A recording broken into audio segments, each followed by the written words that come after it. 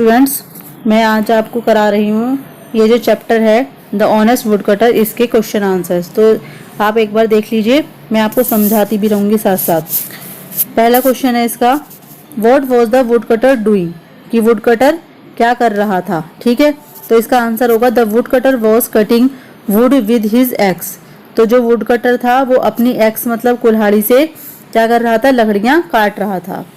How did his, question number 2 है, how did his ex fall into river, उसकी जो कुल्हाड़ी थी वो नदी में कैसे गिर गई थी।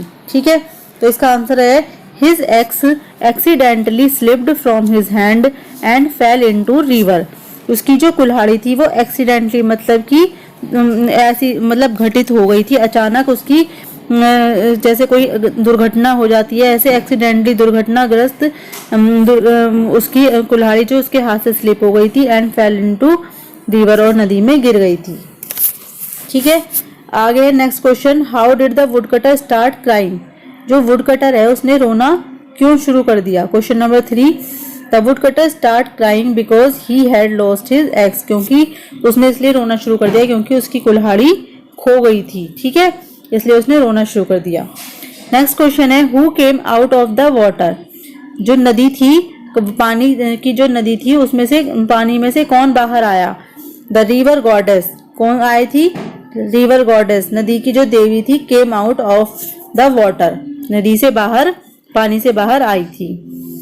वाई, नेक्स्ट क्वेश्चन है इसका, why was the river goddess pleased, जो रिवर गॉडेस थी वो क्यों खुश हो गई थी। प्लीज्ड मतलब क्यों खुश हुई थी। The river goddess was pleased, जो रिवर गॉडेस थी वो प्लीज्ड मतलब खुश हो गई थी because of the wood cutters honesty, क्योंकि वुड कटर्स की ईमानदारी को देखकर वो बहुत खुश हो गई थी।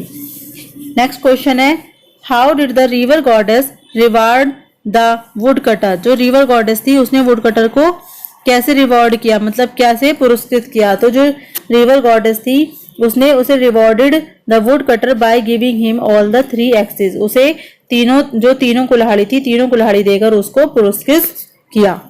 ठीक है, ये आपके क्वेश्चन आंसर हो गए। Next question, question number next है जी, honesty is the best policy discuss, कि जो ऑनेस्टी है वो बेस्ट पॉलिसी कैसे है, इसको डिस्कस करना है। ठीक है, नेक्स्ट क्वेश्चन है, honesty is the best policy, honest people are respected by everyone, जो ऑनेस्ट पीपल हैं वो हर किसी के द्वारा रिस्पेक्ट किए जाते हैं। दे हैव नो फियर, उनको किसी का डर नहीं होता। They always stand for the truth, वो हमेशा सच के लिए खड़े होते हैं। They grow up to the great human beings, और वो क्या होते हैं, वो एक बढ़कर एक बड़े ह्यूमन बींग्स, महान ह्यूमन बींग्स बनते हैं। नेक्स्ट है इसका, the wood cutters x was made of, किसकी की बनी हुई थी, जो वुड कटर की एक्स थी वो आप सभी को बताया वो किसकी बनी हुई थी, आयरन की बनी हुई थी। Dash came out of the river, और रिवर से बाहर कौन आया था, you everyone know river goddess. Okay, next question आगे है इसका, वर्ड पावर, वो हम करेंगे सॉल्व। अब इसको क्या करना है, right the opposite of the following words, इनके हमें ऑपोजिट लिखने हैं। तो डिसऑनेस्ट का आपको पता ही है क्या है, ऑनेस्ट हो जाएगा, कम का गो हो जाएगा, कोल्ड का होट हो जाएगा, लाफ का क्राई हो जाएगा, पनिश का फॉरगिव, और सैड का हैप्पी। ठीक है, डिसऑनेस्ट आपको बताइए बेईमान, और ऑनेस्ट ईमानदार। कम आना, गो जाना, कोल्ड ठंडा, होट गरम, लाफ हंसना, क्राई रोना, पनिश किसी को मतलब देना, पनिशमेंट करना, एंड फॉरगिव उसे माफी मांगना। ठीक है, और सैड दुखी, और हैप्पी खुश। नेक्स्ट है इसकी लैंग्वेज प्रैक्टिस, वो भी सॉल्व कर लेते हैं।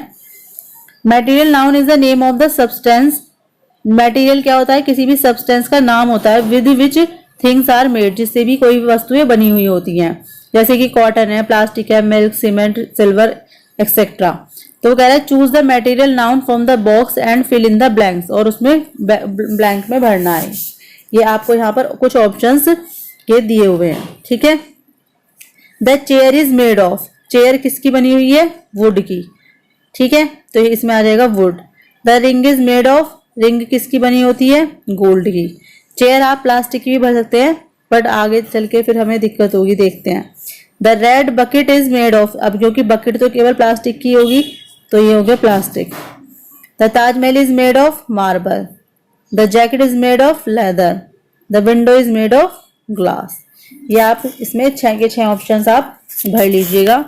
नेक्स्ट क्वेश्चन है हमारा, answer the following questions in yes और no, one is done for you. कह रहा है कि इसमें से आपको जो क्वेश्चन है या तो यस में आंसर करना है या नो में, और एक करके दिखाया हुआ है, will you come to school tomorrow, क्या तुम कल स्कूल आओगे। ठीक है, तो उसने कहा है no I will not come to school tomorrow, मैं कल स्कूल नहीं आऊंगा। इस तरीके से यस या नो में आंसर हमें करना है। इसमें फर्स्ट है, do you love to play outdoor games, क्या तुम्हें आउटडोर गेम्स खेलना पसंद है। तो वो कह रहा है yes I love to play outdoor games, तो ये आपको करना होगा कॉपी में। अब वो पूछ रहा है, क्योंकि इसमें क्या कैसे पता चल रहा है, इज डू ये क्या है, हेल्पिंग वर्ब्स हमारी आगे आ गई हैं, तो इसलिए हमारे क्या है, ये क्वेश्चन इंटरोगेटिव सेंटेंसेस हैं। Is Aruna a good dancer, क्या अरुणा एक अच्छी डांसर है। तो कहते हैं no Aruna is not a good dancer.